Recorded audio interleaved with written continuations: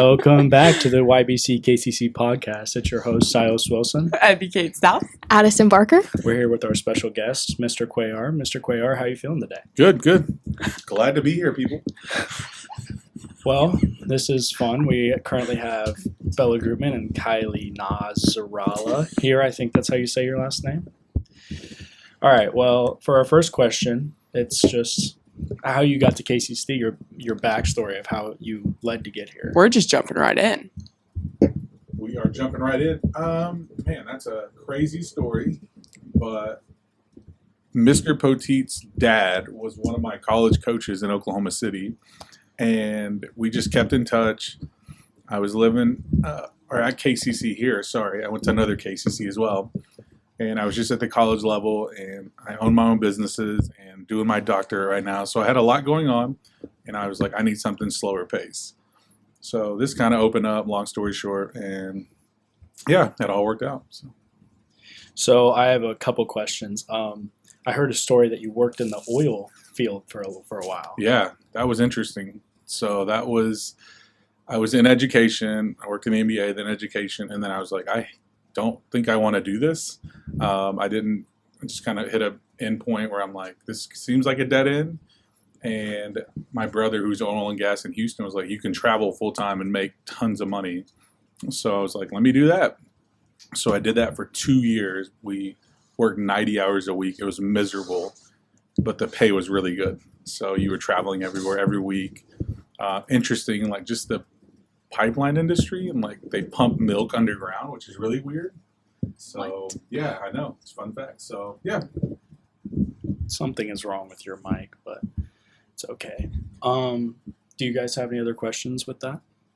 I don't think so. I have a fun fact. Yeah. Do you want to hear a fun fact? Yeah. So, my great-grandparents have land in Clayton, Oklahoma, because they are Choctaw. So that they got that land, whatever, built a house. Apparently, all of that land is like, there's so much gas and oil. I think, okay. Yeah. And so basically, like, there's just so much money on that land, but we're never going to tear down the house. So, That's awesome. in case you want to bribe my family. So Right. if I've I been want to Clinton, Oklahoma. I know exactly where that's at. well, I guess our next question is if Evie wants to ask it. Oh, me. Okay. Hold on. Wait. My mom told me something yesterday that is actually crazy. She said that you've never paid for college ever, but you have several masters, a doctorate. You're about to get your doctorate? I'm about to, yeah. 5 weeks away. Tell us about that. So I was a really good basketball player in high school, but I wasn't a good student. So I had a 2.0 GPA coming out of high school. Never went to class. I was in summer school. And luckily my first college coach, Willie Holly, was like, hey, if you come here, you have to get academics like straight.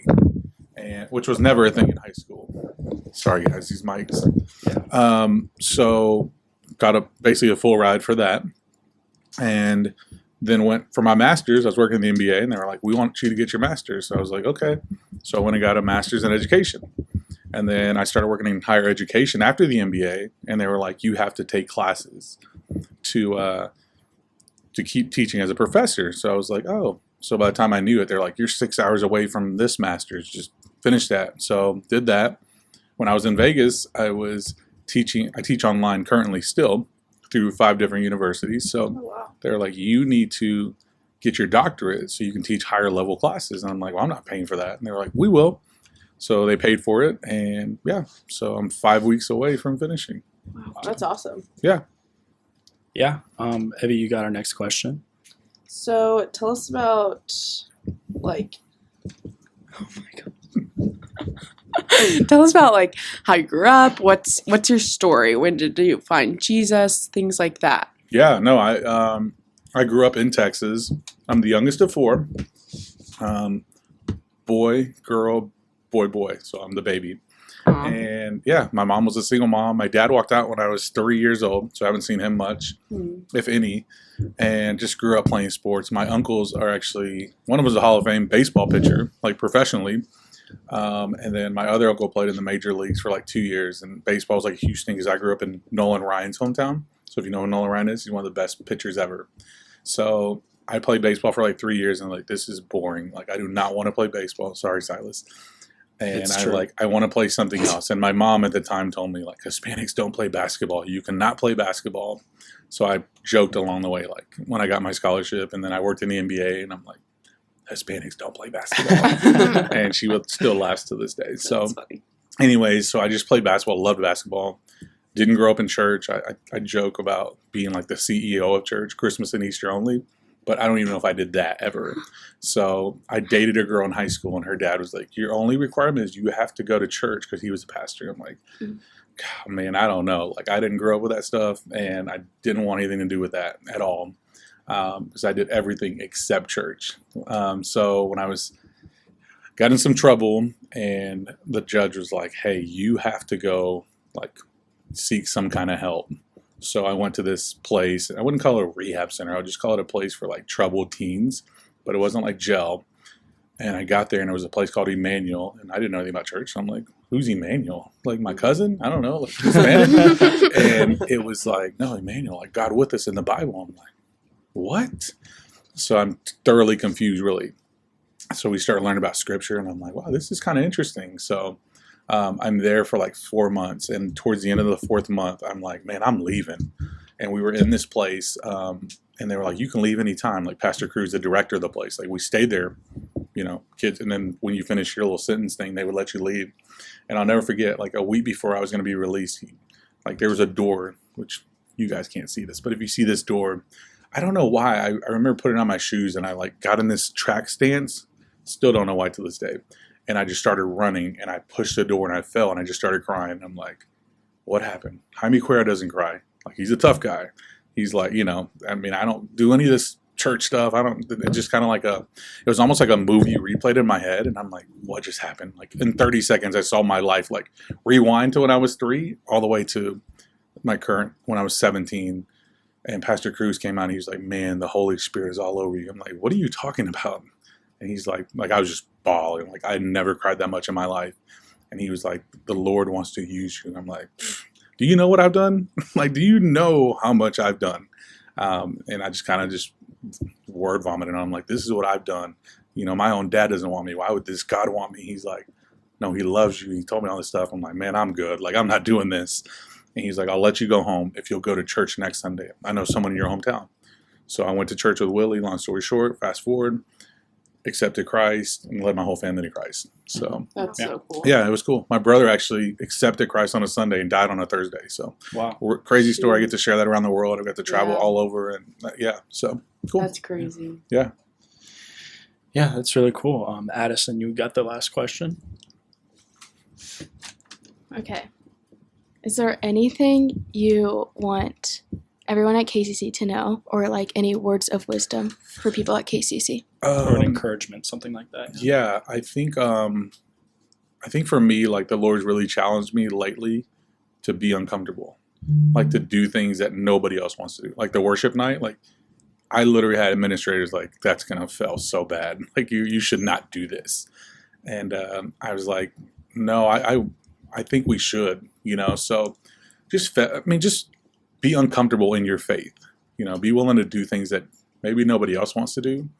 So I think the thing you guys are doing, like on Wednesday and Fridays, amazing. Like, that's so awesome. But I just encourage everybody, like, man, if I could go back and sit where you're at, I'd be like, man, I would have surrendered my life. Like, I would have surrendered everything. Like, I don't even know I would have played basketball as long as I did, or, did anything.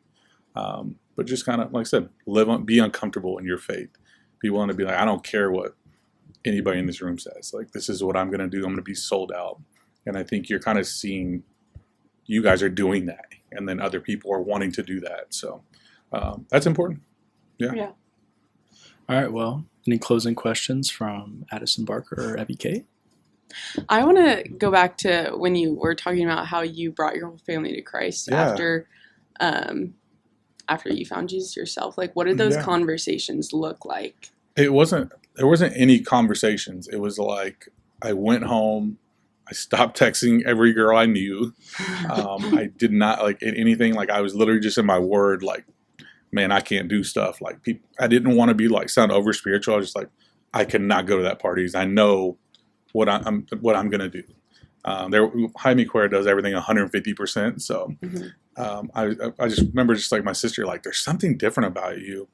And I'm just like, man, I found Christ, and I like want people to know I'm different. Like I don't want to say anything. I just want you to know I'm different. So 2 weeks after that, my mom came to church. She gave her heart to Christ. And then the next week, my sister did. And my sister had a kid when she was 15. So, she was dabbling with 3 kids before 20. And she's like, I don't know where to go. I mean, we're barely making it. So to see her come to know the Lord, and then my brother next, like closest in age to me, my 2 older brothers were really tough. They really just, we're all the same. We're all hard-headed. Like, nah, the stove's hot, not going to touch it. No, we're going to touch it. So my brother actually came to Christ, or my brother closest age to me came a year later after I came to Christ, because I was going off to college, and he was like, I just want to come to church with you one time. And actually, crazy story enough, my brother brought drugs to church to sell to people in the church. Oh my. So when the pastor's like, does anybody want to come up here? My brother comes up there and starts laying like all kinds of paraphernalia on the altar. And I'm just bawling. Like I still get chills thinking about it. Yeah. And he came to know Christ. And then 3 months later, we had been talking to my other brother. TJ, my oldest brother, was going to be an anesthesiologist. He was in his 9th year of medical school. And great looking guy, swam 5 miles every day. Like he just had it going on. And, but he would always say, there's something missing in my life. And I said, man, I can tell you it's Christ, because of the void, because like I said, we didn't grow up in that. So we never heard of this. Philippians 4:13. People write Phil on the side of their shoe in high school. And I thought that was like a person died on April 13th. That's like the knowledge I did not have of church. Yeah. But anyways, long story short, so my brother goes missing. I remember being in South Bend, Indiana, fly home to Texas. I was visiting a college in Indiana, fly home. To save the time, I'll just say my mom calls. He's like, he passed away. We found him. He drowned in the ocean. But I remember going to his house in like a room like this and just seeing trash bags full of adult material that he should not have been looking at, and he was like writing this journal. And that's how I learned how to journal, because he had journaled for 4 days. Like, man, this life, if I had known about Christ and what he could do, I would have done this a long time ago. And so that's what made me, like, I journal every night. Like in the morning, I write a little bit, and then at night, I'm like, let me recap my day. And I have this 3-year journal. So I look back, I'm on my 3rd year. So it like has every day from 3 years ago. I'm like, oh, cool, I was here last year, So it's cool to recap. But that's how that all happened. And then I went to school my senior year, and I was just like, man, I'm going to pray for, I played football and everything in high school. I said, hey, we're going to do a prayer before the game. And by the time I knew it, I'm not even lying, there's an article in my hometown newspaper. Over 200 people from my high school, 4,600 people, were coming to church every Wednesday. Wow. Because they were like, I want what he has. Yeah. And I just wanted to lead by example. When I want to be like, you're different. I'm like, yeah, because like my life before Christ, like that, there's no way. There's no way. The mobile home I grew up in, like my brothers and I shared a room probably half the size, and we slept on the ground because we lived in a bad neighborhood where the bullets would come through. So my mom put our mattresses on the ground so bullets wouldn't come through and be able to hit us, if that makes sense. Yeah. So just a crazy life. And even when I think about the NBA and all that, I'm like, that was just God's favor. Like that was all God's favor before I even knew about God's favor. So that's why I'm so passionate about, like, man, I love people. I love people, and I think it's important to love people right where they're at. Because had somebody not been like, hey, Christ has big plans for you, I'm like, yeah, right. Me, of all people, the things I was doing. So very important, even in the room, like just love people, meet them where they're at. Don't judge them. Like, even if they're doing wrong, still, kind of the saying, love the hell out of them. Like literally, like love them right where they're at. And that's important. And even more so, like I'll end with this. I think it kind of scared me too, because as Christians, we can get comfortable. And like my brother's 25 and passed away. And I'm like, man, that could happen to me. That could happen tomorrow. That could happen to any of us in a car wreck or something. But I know for 4 full days, he surrendered and gave his heart to Christ. And that's kind of how I try to live my life. Like, man, you can't leave like mad at anybody. Like, I don't like leaving like a room if I know there's like tension. I'm like, man, let's just squash it and move on, because the unforgiveness stuff, like I don't like that. So yeah, sorry if that was too long, but No, that was good. great. Yeah. I think that's a great example of that God can use you no matter how young you are. for sure. Yeah, and God, I mean, I think He wants to use us. I think it's if we want to be used. Mm-hmm. You know, I remember like it's crazy. I was at this church service when I first started going to church, and there was like, I'm actually like an intro extrovert, so I don't like to talk a lot, especially in front of people. But I remember I was at this church. There was like 300 people. This was back in the day when church was Sunday night, and this like big time televangelist came, and he started walking through the aisles, and I'm like, what's this guy doing? What's this guy doing? And I was sitting like in the middle of the church, and he like starts coming down my aisle. I'm like, oh, like should I go that way to get away from him? Like I feel like he's coming towards me, and he literally walked down the aisle, like started scooting over through people. I'm like, please don't touch me, get away from me, like, you know. And he just slapped my arm so hard, I'll never forget. He just slapped my arm, and he was like, the Lord's going to use you around the world. Will you accept it? And I was like, yeah. I'm like 18. I'm like, yeah, whatever. I didn't know that would be true. Like from where I come from, like nobody.